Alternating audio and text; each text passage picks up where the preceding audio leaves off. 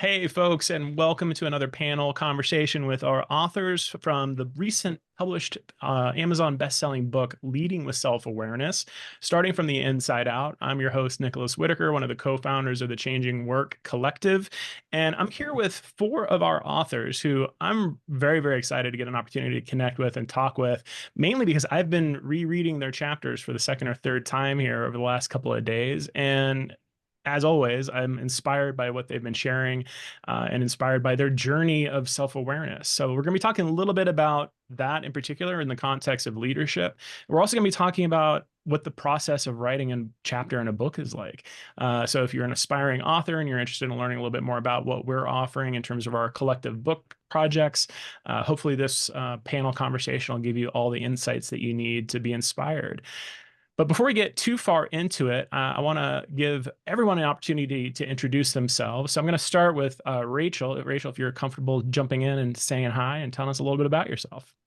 Sure. Thanks, Nicholas. Hi, all. I'm Rachel O'Mara, and I am a corporate veteran. I left Google and was there for 13 years. And now I am a full-time leadership and executive coach. So I've also published a book in the journal called Pause and Pause the Journal. So I'm very, very excited to have the third book out with Changing Work. Yeah, it's fantastic. Thanks for being here, Rachel. And thanks for lending your voice to this project. Terry. Hi, everyone. I'm Terry Swope. And like Rachel, I think like a lot of us in this changing work community, I spent a few decades, just shy of three actually, in the corporate world and loved every second of it in really primarily operations leadership. But, after COVID, I decided that really my passion was helping leaders emerge into this new way of leading post-COVID. I think it's very clear now, it was very clear to me early on that the way we do business, the way we work, and the way we lead was going to change significantly. And I wanted to be a part of shepherding that change in. So now that's what I do full time is help leaders lead from a place of self-awareness and help organizations thrive in this new paradigm. Well, thank you for being here, Terry, and thank you for all the work you're doing in the world as well. Christine. Yes. Hi, Nicholas. Hi, everyone. So glad to be here. Um, like my counterparts, I too have also worked within corporate. In fact, I'm still in corporate. I've been there for about 30 years, working in various industries, currently in the financial services sector. But I also have a private practice of coaching executives and mid-level professionals outside. And we really work on how to kind of rewire those brain patterns for ourselves so we can reach more potential within our places of work. And so we'll talk more about that as we dive into the chapter. First time author, so really excited to be here and be part of this experience. It's great to have you here. And again, thank you for all the work you're doing in the world as well. Emma, last but not least.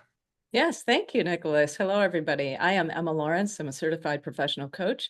I'm also author of the Beyond Burnout Playbook.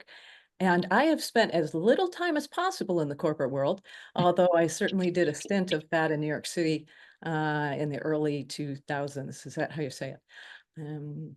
I am a writer. I'm also a singer. My background's in theater and teaching music and theater and writing too, as well.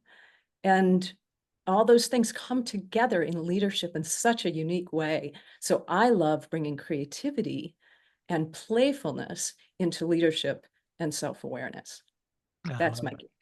Well, thank you, Emma, for being here, and thank you for all the work you're doing in the world as well. I am particularly excited about this particular collection of authors. I saw a lot of overlap between your chapters and kind of what you're trying to bring to the forefront there. There's also part of me, there's like a joke in here somewhere of how many coaches does it take to run a panel, because we're all in some fashion or another doing this type of work. So I'm excited to dive into this with all of you.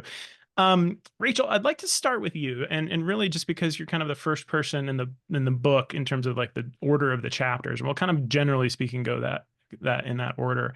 But Rachel, your chapter is Beyond Myself. I'm kind of curious, like what inspired you to write your chapter? And we'll dive into a little bit maybe like what your experience was as you were writing it.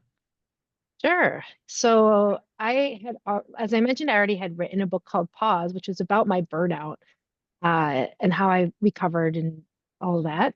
So for me, I didn't want to repeat that type of story. I wanted something completely different or new that I hadn't shared yet. And this was just me being a coach on myself, I guess, and growing.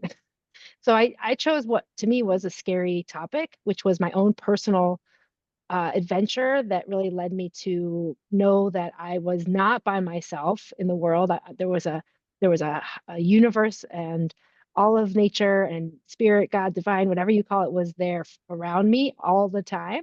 And so it's my personal story that happened to me over a dozen years ago now, but it was at the end of my pause, and it felt like that was my growth edge, was to help people understand and learn from my experience in case they had had something different, because I hadn't felt like I didn't know how to share that type of story before. So that was my inspiration. I'm like, wow, the one thing I'd really like to write about but I haven't yet is this story. And so that's what inspired me. I love it. And it's such a powerful story. And I think like for me, just a very vivid description of this kind of like almost pivotal moment for you where you're so Yeah. interconnected with your environment and with nature. And just like there's this almost like this aha experience that you're having. Maybe it's an aha experience that you're having Aha. as you're moving through this. I'm kind of curious, like as you were tapping back into that memory, into that Mhm. experience of going through that, what came up for you during this writing process? Yeah. Well, I think about that experience a lot and because it really shaped everything and anything I do now. So to me, it was just really vividly recalling the things that I continue to think about. So what was cool was it was a dedicated process of me writing down some thoughts that pretty much came up for me quite often. And the things that really stood out, I hoped to capture in my writing. So I tried to be vivid. I tried to use my senses. One of the things to this day that really stands out for me were the trees, and I Mm. talk about that in my chapter where I'm a bike tour guide in Napa, and these huge 100-foot, 200-foot poplar trees are just glowing. And so I thought of that as one of my peak experiences of that day that I had, and just tried to really put on paper what that was like. And I did a lot of editing, so it got refined, and what you see is the chapter. But believe me, it was about twice as long before the editing process. Yeah. Was there anything surprising to you, like as you're kind of going through the process of writing these Hmm. chapters, vision that kind of stands out to you? Yeah, for me, I was surprised how easy it was to put it on paper. But here Mm. I was a dozen years in where I was like, I don't know how to share this. It's going to sound so wonky. This is just my world. Like, no one's going to get it. And so those were my thoughts that were continuing to go through my mind. And yet here I did it. And I was like, all right, I'm just going to go to a cafe. I'm going to hunker down. I'm going to put my clock on to write for 30 minutes, which is how I do that. How pause got done was a lot of 30-minute time chunks. And then I'd have something on paper. And so I didn't worry about editing. I just was like, let me write, let me write, let me write. And then once I finished about 10 pages, I finally said, okay, let me go back and start to edit this. Yeah, I love it. Well, there's many quotes within your chapter that are worth highlighting, but one in particular that I love is almost a call to action at the end of the chapter. So not to spoil it for Yeah. anybody who hasn't read it yet, but you're going through this kind of model that you have of live, love, and lead, which by the way is just a beautiful set of Mm. maxims for people to follow. But towards the end here, you say your assignment is to learn this in your unique way, like I did. When we pause and listen to the inner leader who knows what's best and how to navigate what's ahead, it's then that we can lead in brilliant and purposeful ways. So I'm kind of just curious, like Mm. hearing that line back right now, and as you're thinking about the leaders who maybe are going to be reading this chapter, what is it exactly that you're hoping to convey there for folks? Or maybe what is it you're trying to invite them into? Here's what I'm thinking and what I was thinking when I wrote that. We all have our own unique brilliance, and we all shine in those ways that really only you can. And that's really what I mean. It's like my story's one example, but there are probably each and every one of us has one times many more of those stories that are very unique to you. So for me, I had to go to Napa and ride a bike around and look at some trees that were in Technicolor and watch some people who were moving in slow motion. And I wasn't understanding what they were doing, but I was just in my mind. That's going to be a very unique experience to me. And you or anyone as a leader will have an experience in whatever way shapes you, and it's based on your own uniqueness of you and your brilliance. And that's what I really mean. So mine is just one story, and we all have our stories that we share. However, what's your story? What is it going to be for you? And that's what I think is exciting, because it keeps each of us on our growth edge to kind of know, what would that be like for me? Or what if something like this could happen? What would be my version? Because what works for me won't necessarily work for you. And it's the same concept I have for pause, which is an intentional shift in behavior. That's how I define a pause.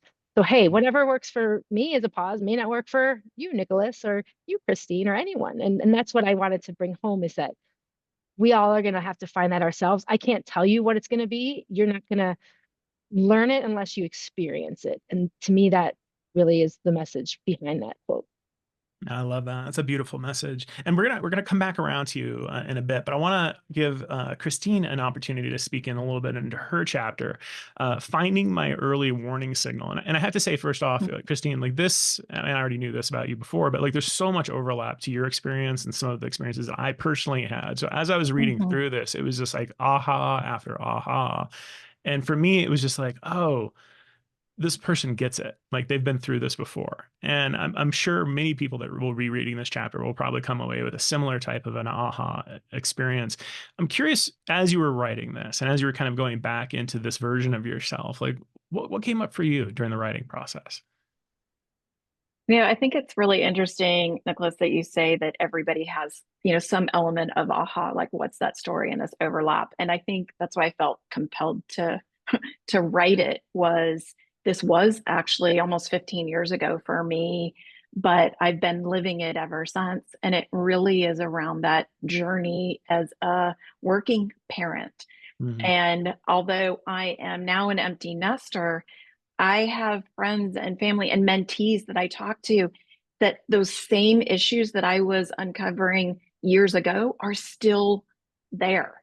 And I think it's this push and pull between I've got it all, I can balance everything. I'm an amazing juggler in a circus, to, woof, I dropped a whole bunch of things today, and maybe weeks or months go by, and how do I actually recover? So I think that's really what was compelling on trying to figure out how to really bring that forth, because it's a story that resonates with so many people, just in different ways. Yeah. Yeah. And I'm kind of curious too, like, is there anything during the writing process that was surprising to you as well, as you were kind of going through and maybe like re-excavating some of this experience that you had previously? Yeah, I think when we first started the process, I had anchored into this pivotal moment of just not being able to stand up straight. I had a back issue and not being able to stand up straight. And yet, through the process of writing and editing, kind of as Rachel said, that's one line in the entire chapter. Yeah. And somehow that was only a piece, but it really opened up. What did that mean going forward? How did it feel to be doing that? And I focused less on the pain, and then how did that propel me forward to find my early warning signal? Like, am I at that stress ledge? And how can I pull myself back? I think I used to think early on, oh, well, that's never going to happen again. That's false. It does. The key was, can I prevent myself from falling quite as far, or can I recover quicker? But I misnomer to think I was going to make it go away forever. Yeah. Yeah. And I think it's a really common thing for so many people, especially high performers. They feel like, well, if I can just muscle through it, or if I could work harder, or if I could find this quick hack or this workaround, then suddenly all my problems will be alleviated. But really, it seems to me, and it sounds as if what I'm hearing from you is it's like almost a shift in mindset and a shift of almost acceptance of what is. Is that? Yes. Yes. Because, to say that I haven't had a back pain, or to say that I haven't had issues since, no, I have. That's called being human. That's the beautiful part about being human.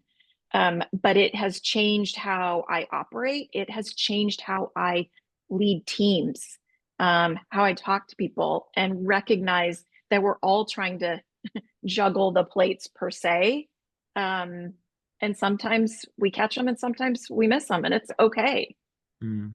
Yeah. Yeah. I'm kind of curious too, as you were going through the process of writing this, like, did it flow easily for you? Were there struggles that you came across? Like, what was that like for you? So here's an interesting piece for me. I've never written like this. I do write for work, but it's fact-based and it's corporate speak, and it is a slightly different tone. Um, and so as much as I wrote all this out, kind of like journaling, I also watched a couple of Pixar movies who are great at storytelling. And one of my favorites is Inside Out, aptly the title within our book title, right?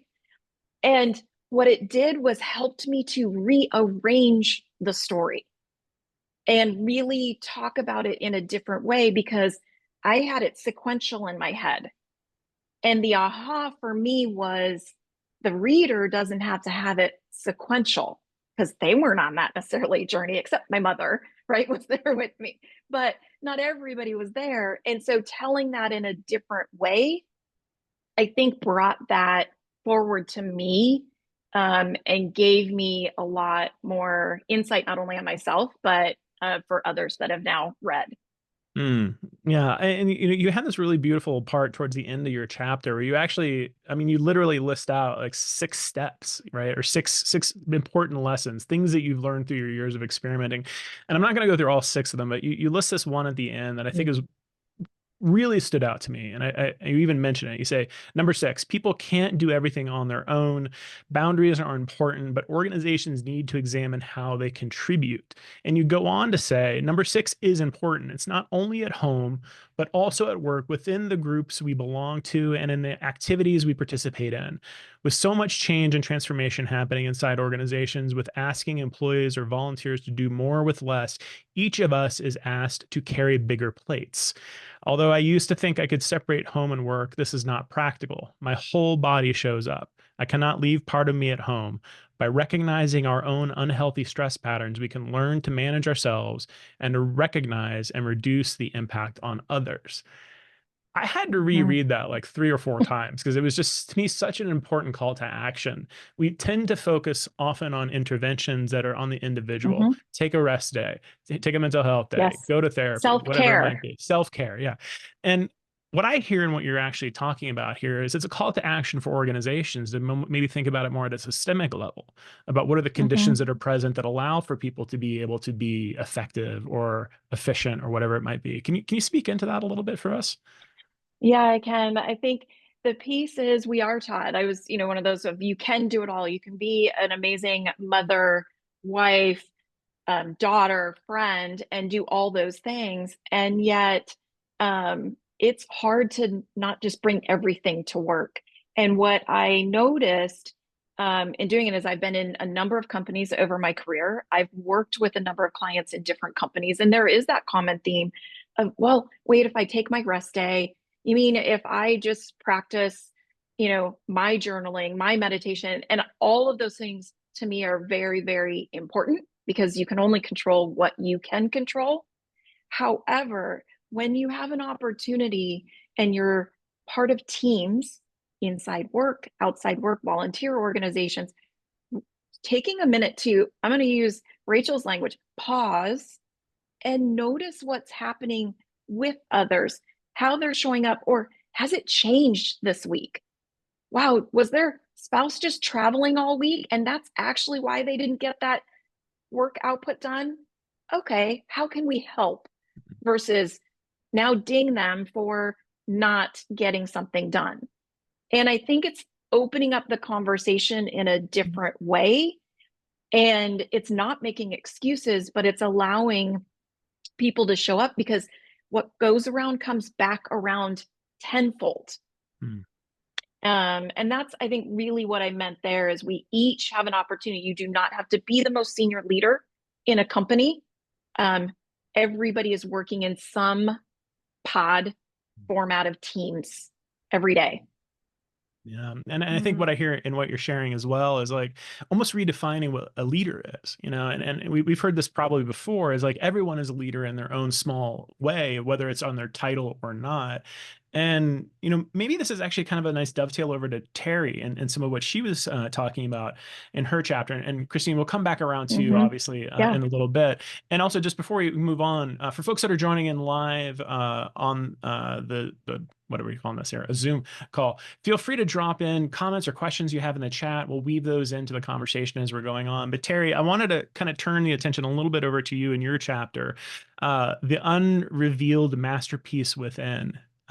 First of all, tell us a little bit about that title and how you came up with that. And tell us a little bit about your experience pulling this chapter together. Yeah, so that's a great question about the title. I think it's just sort of how I think and how I've thought for a long time. We walk through the world very guarded and wearing our armor, as Brene Brown has so eloquently talked about for so long. But we all have this masterpiece that the world can't see and that a lot of times we're not even aware of. So that was sort of top of mind for me. And I actually didn't finalize the title until I'd finished the chapter. And then it became clear to me what the title needed to be. So that's a great question, though, because it did just kind of like it emerged from the story. Like I didn't start with the title. Yeah. And my story, so I love what Christine just shared because it illustrates so well. In my story, I share an experience that I had fairly early on in my leadership career. I think I was about 5 or 6 years into a senior leadership role. And what my story talks about is how my experience and my not being authentic and my coming to work armored up after a very traumatic experience in my life created an unsafe work environment for my team, for my teams. And I like another point that Christine made is even though that experience happened 27 years ago, we still lead that way, which is why I think this book and all of our chapters is so important and so timely because we still, as leaders, show up that way. We show up guarded and thinking that we can't show emotion and we can't be authentic and we have to look strong. And it keeps people away from us. It is exactly it creates those unsafe work environments where, it informs how other people show up at work. I have to hide the fact that, I'm a really struggling parent or that, I have whatever going on in my personal life. We keep it to ourselves when we model that as leaders. So, yeah, that's why it was important for me to share because even though it was an experience that happened a long time ago, I still see it. I see it all the time with leaders. I experienced it with other leaders. I slowly realized through that experience the impact of how I was showing up and how that was impacting other people. Sort of what emerged for me through this was the impact that we have, that our influence has on other people, all of us, but most especially leaders.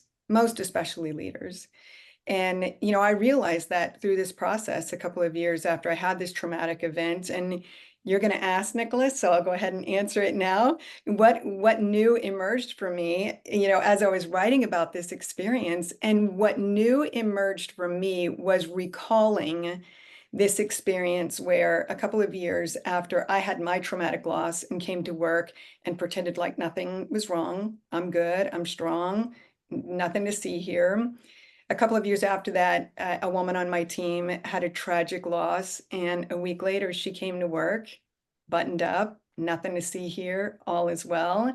I tried to approach her and she was pretty locked down. And I remembered that experience and realized, at the time that my leadership had created that. I had created that unsafe environment. And so it was part of my chiseling process, chiseling away at the untrue parts of me so that I could bring my authentic leadership to work and create a space where other people could bring their authentic selves to work as well. So. It's so powerful, and I'm glad you actually mentioned that specific part because the part that I actually wanted to reference here, there's a subchapter within your chapter called the revealing process. And you have a really important I think, call to action for folks. So often we think like, okay, I've had this awakening moment, I've had this moment, this aha moment, and then from here on out, my leadership is going to be different. But you mentioned something here that I think is really important. You say, I'd like to say that my leadership changed from that day forward, but alas, that's not how transformation works. Most of us have to walk the path, allowing life's experiences to chisel away at the unoriginal parts of us to reveal the masterpiece that has always been there. And then you go on to say, and there's almost like a set of questions here that you offer. So how well do you know yourself? What makes this, what makes up the unique human that is you? And you mentioned it's a simple enough question, yes, but it's, I think, a question that not a lot of us are actually prompted to ask ourselves. So I'm kind of curious in your experience here, like if you were to talk with another leader or if you're trying to inspire somebody through this chapter, what's the takeaway there for them? Mm. Well, I'm going to tap into Rachel's book here, and that is to pause. Just sit with yourself. And especially if it's something that I just had this conversation with an executive recently who was explaining a situation to me where he was triggered. And so my guidance was, what would have happened if you would have just paused and like recognize what is coming up? What are these emotions that are coming up for me? Where is that coming from? And what are the beliefs that are informing the thoughts that are informing the emotions? So that is the work to do. And it does take time. It is a chiseling process. And I do believe that that is what life's experiences are here for. That's life is happening for us, not to be too cliche about it, but it is the truth. Life is happening for us, not to us. And every one of those life experiences, though we have a tendency to judge it, that's a bad life experience. It shouldn't be happening to me. This shouldn't be happening to me. Or even it's a good life experience. Every life experience is an opportunity for us to reflect on what's going on here. Why are these emotions coming up for me? What beliefs are beneath this? And that examining process is the self-awareness. It is developing the awareness of our inner knowing and letting that emerge and inform how we lead, how not only how we show up at work, but how we show up in the world, how we show up with our families, how we show up for ourselves. Yeah, so that's, and it's lifelong work. You don't take a 6-month program or a 12-month program, though I do have them. It's, you don't come out of that completely self-aware. It's a process. That is what life is all about. And we have the opportunity as leaders, when we are on that path, when we are on that inner awareness, getting to know who we are, and we bring that version of ourselves to work, that curiosity to work, that's how we open that up, create that safe space, and open up the opportunity for other people to pause and reflect as well. Because we're getting triggered all the time. We are, people at work are, our kids are, the people that are on the highway with us, the barista, everybody's always getting triggered, right? So if we can model what it looks like to just pause. And Rachel, I'm doing a great marketing campaign for your book right now. Keep going, you're doing great. To pause and reflect on what's going on. What are the thoughts, and are they even true? Because the vast majority of the time they're not. 80% of the thoughts that we have are not true, right? And 95% of our thoughts are repeats of repetitive thoughts. So we have those negative thoughts on repeat. So yeah, that's what that part of the chapter, and that's been my journey, right? Every experience I've had some tough ones, and every experience like has been an opportunity to reflect on, okay, what's coming up for me, and what do I want to let go of? What do I want to let fall away or chip away? And allowing for the trueness of who I am, the masterpiece within me that's within all of us, to emerge. I love that. I love that. And I'm kind of curious too, from your experience writing this chapter, same question I've asked others already, were there any surprising things that came up for you? Like, how was the process of putting this together? And maybe even like, was there a chiseling process in the actual writing that you went through here? Oh my goodness. Absolutely. So writing about that experience really brought up a lot of emotion that I thought I had worked through. And the emotion was not as much about the event, which was my brother's passing, but it was about reflecting on how I have shown up at work, particularly when I was in the corporate world, but even today, how I show up in the world after each life experience. And it gave me an opportunity to reflect on how I have done it so differently and the impact of that, the connections that I was able to create and the work and creativity that I was able to be a part of because I showed up in a very different way. I've shared a little bit on some LinkedIn posts that just 8 years ago, our family had another tragic loss, and I went back to work a week later. And this time I walked right into a peer's office and I cried. And then I went to my office and I cried. And as people came in, we shared tears together.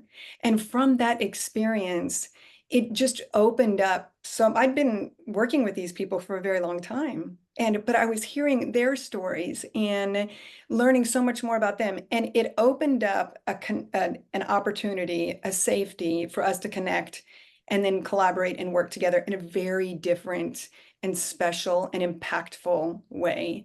So that came up for me, remembering that or acknowledging that and just sort of celebrating my growth. Celebrating how far I've come and how much I've grown, and doubling down on the desire to do more of that and to help other people do the same thing. And I also want to say that the process of writing the book, so as you all know, we work in small group pods. So, all 25 of us we're divided up into smaller group pods for the sake of supporting each other. That was such a profoundly special experience, sharing the challenges and being so vulnerable and raw with that group of people. I really feel like I created connections and relationships, particularly with our small group pod, that have been life-changing and will be lifelong, really. So. What a beautiful takeaway. Yeah. So for folks that are interested in writing a chapter in one of our future books, this is another big value proposition and just like something that we don't typically think about in terms of the connections that we make through a creative journey and through a process like this. And maybe this is actually kind of a good handover to Emma, because Emma, you're talking so much about creative process. You're talking so much about this creative energy and bringing artistry and joy into the experience here. And I want to kind of kick it over to you a little bit here, and we'll come back around to everybody with a couple other questions here in a minute. Your title of your chapter is Pasta Poetica, which I adore. Tell us a little bit about, first of all, how did you come up with that title, and what was the inspiration for your chapter? Yeah, so can I tell a little story, a behind the scenes story about our process as a group, right? So one of the first things that we did was when we met our wonderful editor, she's amazing. She asked us to briefly in a paragraph say what we wanted to write about with self-awareness and leadership. And we all sent our ideas in. And when she came back to all of us together, she said, hey, a lot of you are writing about sort of really difficult times you've been through. And then what you learned and how you got through it, and how that impacts your leadership and so on. She's like, I'm just wondering if anyone might consider writing about something a little different. So I was one of those people who had written initially, my idea was about when my life had completely fallen apart in every way and what I did with that. And I thought to myself, what an opportunity right now to look at something that I was really successful at in leadership. What would that do? What would that teach me? What would that teach other people? So that was my inspiration. It's like, what could I guess I'm ever the teacher in a way, what could I teach or help people to see in their own lives in terms of the successes that they've had? Pasta Poetica, I will tell you, I think I was one of those people also like Rachel who wrote twice as much initially, you know, as I'm writing my first draft. And at one point, it just came to me because I start out and my story has this funny bit about pasta, and it just literally came to me. And I thought, I'm gonna send it through to the editor just as a first, you know, idea of a chapter, but I really liked the chapter title, so we kept it. I love it. You know, and I'm kind of curious, so like as you're going through this process, I mean, first of all, the story is just a really beautiful story, I think, of like understanding kind of your own inner strength and intuition and finding creativity and how to kind of navigate this whole new experience that you're being confronted with. What came up for you during this writing process? Wow. Well, I learned much more about myself, perhaps writing about it than I did going through the actual process, because I don't think I was as self-aware Hmm. during the experience as I was once I was writing about it. Yeah. So that's kind of what had come up for me. I learned about leadership and the connection between leadership and self-awareness that I really hadn't necessarily seen before. But, you know, let's all for a moment consider that opportunity we had where we were asked to step up to a bigger stage. In my case, it was literally a bigger stage. But when we're asked to step up and like one of our first thoughts is, row, I'm not sure I know what I'm doing. Yeah. But if we lean into self-awareness in that moment, we always discover epiphanies. Mhm. That's what I always see in myself, and I always see it in my clients. Leaning into self-awareness, we get epiphanies because we discover the skills, talents, strengths, um, wisdom that's inside of us already that we didn't even know we had. We didn't know we had it. But as we discover it, and I believe we discover it by being open to creativity and maintaining a playful spirit and seeing where that goes, really trusting that process. So, wow, you know, it's like the moment we're asked to step up, and boy, in our world today, we're all asked to step up in our community. Yeah. And to be the best version of ourselves we can be. So here we are. We were made for these times. As Clarissa Pinkola Estes says, you know, we were made for Mm. these times. Mm. Mm. Oh, there's Wow. so much in that. You know, I want to bring it to an actual quote from your chapter, which to me actually almost harkens back to what Terry was talking about a little bit here, and this kind of dichotomy of like either life happening to you or for you, and you almost kind of take it at a slightly different twist here, which I really love. You say, well, this is again a subchapter of your chapter, leading to the level of artistry. And you say, over time, I've gained the confidence that no matter what comes my way, I'll eventually turn the experience into a work of art. I've been tested on this point multiple times and in ways I never could have predicted. I've had to learn to own every challenge, every large or small leadership role with all the responsibilities and rewards. Creativity is what continues to help me grow into expanding roles. So hearing that back, tell me a little bit about that specific piece for you. What comes up for you? Yeah. Wow. So we all get tested a lot, you know, we really do. And our ability to be creative is our connection, I believe, I would call it to the divine. We might call it to the universe, to something greater than ourselves. It's our creative imagination, our creative spirit that allows us to even invent something completely out of the box or to connect things in our lives. One of the things that I've done in coaching that works so well is that I talk to people, ask people about what they love to do, and then take the love that they have for surfing or farming or writing or reading, whatever it is, and see what we can learn from that to apply to their current challenge. That brings epiphanies every time. And that's a really creative approach to use. I also do believe that we can all raise our game. And I say to the level of artistry because it's beauty that I am going for, and that I think a lot of us are going for, creating more of that beauty and harmony and community together. So those are some of the things that come forward for me in this moment when you ask that question. I appreciate that so much. Yeah, and so there's themes, that I'm picking up here, and I'm kind of curious if these themes are things that you all are picking up as well. And I want to bring Rachel back into the conversation because she's been so patiently waiting there in the corner.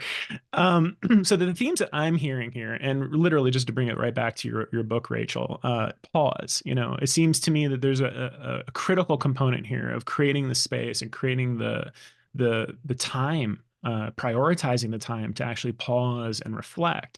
There's this theme of how you show up in the world, both in Terry and Christine and, all of your chapters. You're talking a little bit about, what are you bringing into the workplace? What are you bringing into your day-to-day life?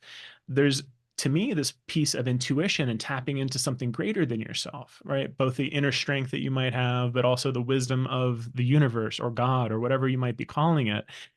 And there's this tapping in the title of the book into self-awareness and the evolution of that. So I wanted to kind of maybe throw this all out there as seed starters. So as you've been all listening to each other's journey and explanation of your chapters, and this is kind of anybody can just jump in and talk about this. What stands out to you here? And are there other things that maybe I'm not catching in terms of the connections here? Well, yeah, I think one thing that stands out to me, and so I think for me, a pause is profound in that it really is a chance to align with really what's resonating with you if you're out of alignment. And I think in each of our examples, and part of self-awareness is knowing when you're out of alignment. Mhm. So for all of us, again, it's going to be different and unique. However, without that moment to kind of reflect, self-awareness is really challenging. It'll go just like, I miss it personally. So I think that that's really important to think about. And that's a theme I think all of us have in our stories. Yeah, I love that, Rachel. Yeah, and it makes me wonder too, and maybe this is a Christine question or anybody really, if it pops up, like how does one create that space? You have all these demands from Mhm. work and from family and all these things that are demanding our attention and time. How do we prioritize that? I think it's really key. So, like, we've used and I've read Rachel's book. It's fantastic about pause. But I think what I'd be curious is we all probably have a number in our head. How long is this pause, Mhm. right? Can I pause for 10 seconds or am I pausing for 10 months, Mhm. right? Like, what is that? And I think that that's variable for different people. And so, what you talk about, like, what can you do? There's different stages at different times in our lives as to how much pause or how much tuning in we can do. Um, and that's just finding those elements of rhythm. I always talk about finding kind of a habit. Like, what is that for you? So if you look at it from early warning signal, what is the spot in my, for me personally, in my body where I can go, ooh, something's coming. I haven't quite been paying attention. It's like a little knock. And if I don't stop, then it makes it worse. And so it's finding what is that for you that tells you you're getting close. Mm. And then I go back to, my habits, which is habits of practicing mindfulness, even if it's 1 minute a day. I found even the really, really small pieces are actually, with consistency or most days, make the bigger difference than just sitting down, for 20, 30 minutes. That wasn't ever feasible when I was juggling so many plates or I had kids hanging off my body. It doesn't work. Go in the bathroom, close the door, give yourself, 1 minute sometimes. Yeah, that's a beautiful recommendation. And I'm kind of, I can see a lot of nodding heads, right? Terry and Emma, I'm curious anything that comes up for you and anything that Christine or Rachel just shared. Yeah. Yeah. Go ahead, Sorry, Terry. Emma. So just quickly, I will share that completely agree with Christine. It doesn't have to be a sitting in the lotus position for 3 hours meditating every morning. I will say that when I first started on this journey, of really sort of recognizing that I had hit a wall and I needed to find out what were all of these experiences happening for. I did take time every morning. I started getting up early in the morning before, I had 4 younger kids, and I started giving myself that time to read, to reflect, and just give myself time to sink in a little bit. And over time, I found that I didn't need to spend as much time every morning. I go back and forth, right? I didn't need to spend as much time every morning. It was the intention behind it. So if I just sat down for 5 minutes, to Christine's point, and just had an intention of paying attention to my breath, it's like building a muscle. It really is. Over time, that adds up. And those periods when you get triggered, you've kind of built up this muscle where you can pause and say, okay, let me get curious here and figure out what's going on. It doesn't have to be, I mean, I wish today I had 3 hours to just sit and meditate and do yoga and read every morning, right? But that's not the world that we live in, not most of us. And it doesn't have to be. That doesn't mean that you can't have very intentional, meaningful periods of time where you cultivate that inner knowing. Mm. Yeah, thank you for that. And Emma, I think you were going to jump into. Yeah, well, I agree with that. I personally have had a spiritual practice for about 40 years. So I am seeing the culmination of the results of that, of 20 minutes a day in the morning. However, for me during the day, I have to constantly remind myself, slow down, slow way down on the inside. Mhm. If I can slow way down on the inside, and part of that sometimes is a practice of just stillness. This pause thing keeps coming back. But 30 seconds, 1 minute of peace, of stillness, of watching the thoughts go by, not having to engage them or react, but just being. This can be so easily done with our pets. Anyone who has pets, this is where they live. They live in the moment, right? So what a great thing to just connect with them and be together in the moment for just a few moments, out of that other sense of time, but slow time down, just slow it way down. And once I can get peaceful on the inside, then I can actually do more on the outside, but I'm coming from a centered place, a place of alignment that Rachel was referring to too. So. Yeah, Yeah. and so To piggyback on Emma, I was yeah, going to say, to piggyback on Emma, one of my favorite ones is literally turn the water on in the shower and just take 3-4 breaths while you're waiting for it to go from cold to warm. That's like under a minute. That's great. Just Yeah. go, In the Nicholas, cold. it might be real cold where you are right now. So, since you've had snow recently. Yeah, that's a beautiful recommendation. And I find that there's all these like little miniature interventions that we can do throughout the day. And Emma, you're kind of hearkening to this a little bit. It's like these little micro reminders to ourselves, but underneath that, it's almost there's this other layer of intention and grounding of the importance of curiosity and acceptance of what you notice when you do pause. And I think maybe this is where a lot of leaders get tripped up, and maybe what prevents them from deepening their self-awareness is they pause for a minute, they notice something and they don't like what they see.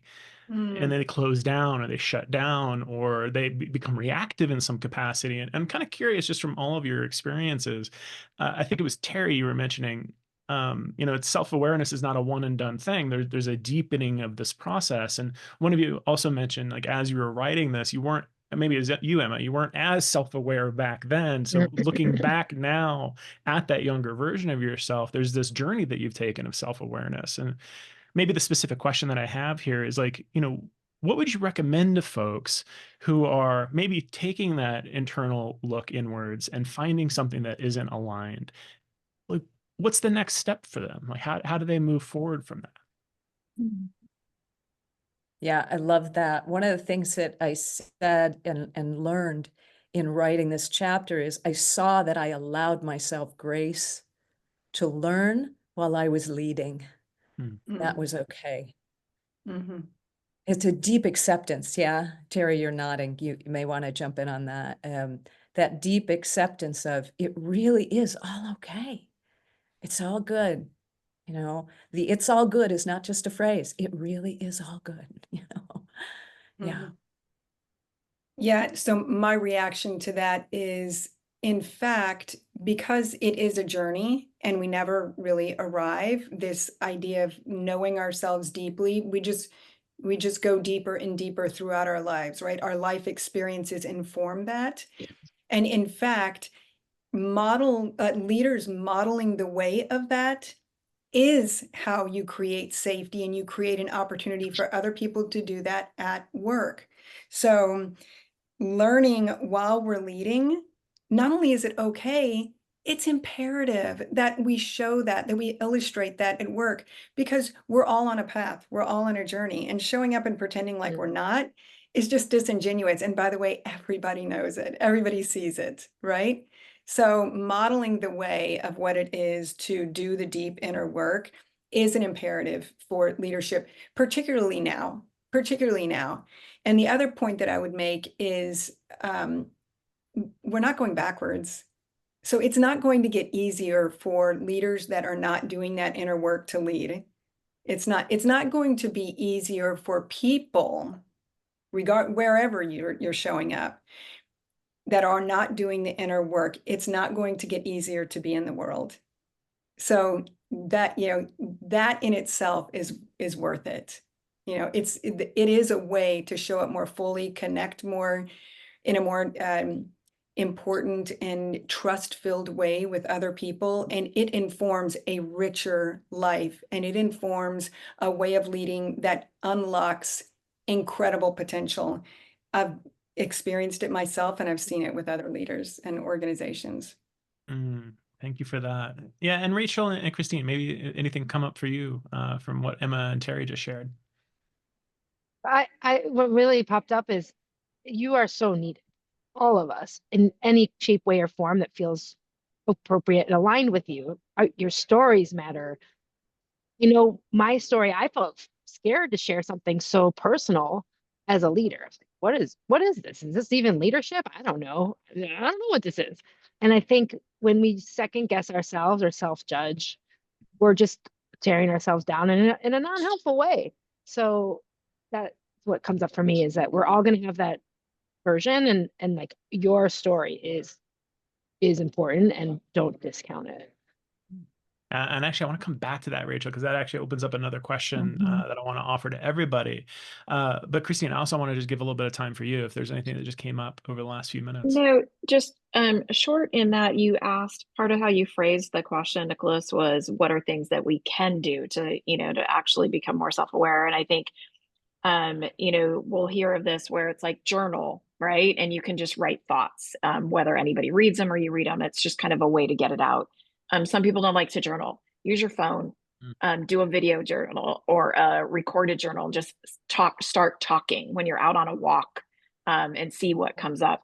The other things is ask for feedback from friends, from family, from colleagues, and even doing it in that way. And listen to what's starting to come up. So you don't have to go deep instantly. I don't think any of us really did that instantly. It was more of we've fine-tuned this over time. And we'll have events still where we probably will plow right through for some time, and then we pause and look back. So I think there's lots of different ways that people can start on that journey if they're curious. I really appreciate you mentioning that. And actually, there's a comment that one of our viewers actually added in here.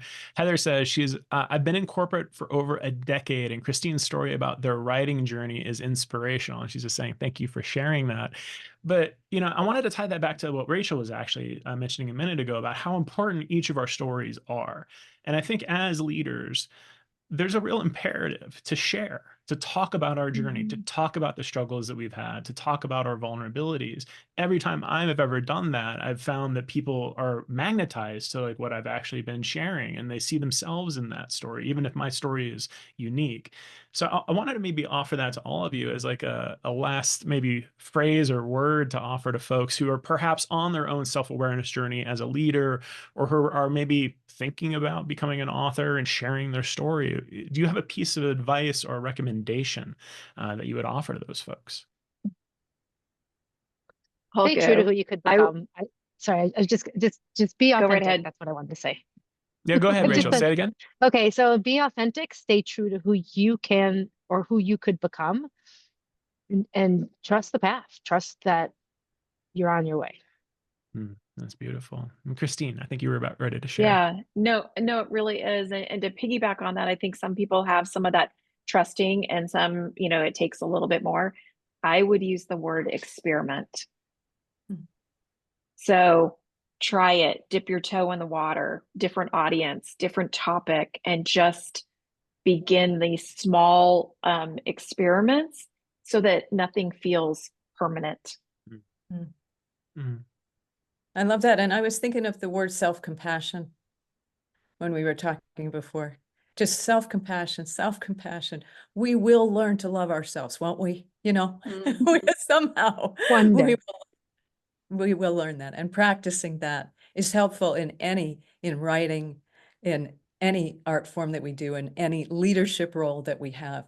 When we can have that compassion for ourselves, then we will automatically give it to other people and give them permission to have that for themselves too. So that's the word I would use. Thank you, Emma. Terry, any thoughts? Yeah, I love that. And I think, again, leaders modeling the way of self-compassion creates the space for other people to do it. We don't do it often enough. I mean, I think for so many of us, loving ourselves and being kind to ourselves, first off, by paying attention to the negative narratives that are constantly going on in our heads, but leaders showing up and modeling what it looks like to forgive themselves and to give themselves grace is such an important way, such an important way to unlock potential in their teams that are showing up with their own pain. And I wanted to piggyback off of what Christine said about how, the little things that leaders can do. And I think one thing that is really powerful is pay attention to how you feel. Pay attention to your emotions because they're always telling us something.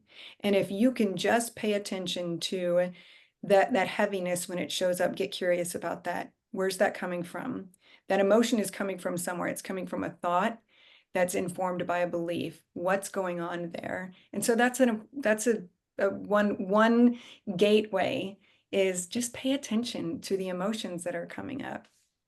A lot of powerful advice, a lot of powerful modeling of self-awareness and leadership from all of you. A big thanks to all of you for contributing to this project, for leading the way and helping other people hopefully understand where they can explore their own curiosity and their own self-awareness journey. For folks that are dialing in live or maybe catching this on recording, the book is Leading with Self-Awareness, Starting from the Inside Out. It's available on Amazon. It has already hit multiple, thank you, Terry, it's hit multiple different bestseller lists on Amazon. And it's actually part of a series of books that we're writing here. We have two more that are going to be coming out, one in February and another one early next year. If you're interested in learning more about the process of becoming an author and interested in joining us in this self-awareness journey, you can check us out at changingwork.org. We have a beautiful community of folks, much like the folks here on the call today. So we encourage you to join in and participate and help change work from the inside out. Before we go, though, I did actually just want to go around one more time. So for folks that are interested in learning more about these specific authors, and Rachel, I'm going to start with you. We mentioned your book a couple times, so maybe you highlight that. But where can people find you, and what's a good place for people to check out what you're up to? Yeah, thanks. Go to my website, rachelomera.com, or you can just Google Rachel Pause. The book is on Amazon, and I have a free guide around how do you know your emotions a little better, and it's at rachelomera.com/guidebook. Wonderful. Thank you so much. Christine, how about you? You can find me on LinkedIn, and you can also go to my website at rewireandthrivecoaching.com. Rewireandthrivecoaching.com. Perfect. Thank you so much. Terry? Yes, Probably the easiest place to find me is on LinkedIn. That's where I hang out most consistently, but also on my website, swopelight.com. And I would love it if people kept an eye out. I have a book coming out next year. I also am getting ready to launch a really big program, and I'm excited to share it with the world. And all of that will be highlighted on LinkedIn. Love it. Thank you. And Emma. Yes, I can also be found on LinkedIn and at Emma-Lawrence, LAURENCE.com. You can also download a copy of the Beyond Burnout Playbook on my website, if that is something that you're wanting to get some help with. That's great. Well, thank you all so much for, again, being a part of this panel, for being a part of the book, and for leading the way for others. Again, folks, if you're dialing in or if you're interested in finding more out about Changing Work, Leading with Self-Awareness book, or any of the other initiatives we're doing, changingwork.org. Again, my name is Nicholas Whitaker, and it's been a pleasure to host for you today. So thank you so much for being here. Thank you, Thanks, Nicholas. everyone. Thanks, Thank you. everyone. Bye-bye. Wonderful Thanks. being with you all. Bye. Thanks, everybody.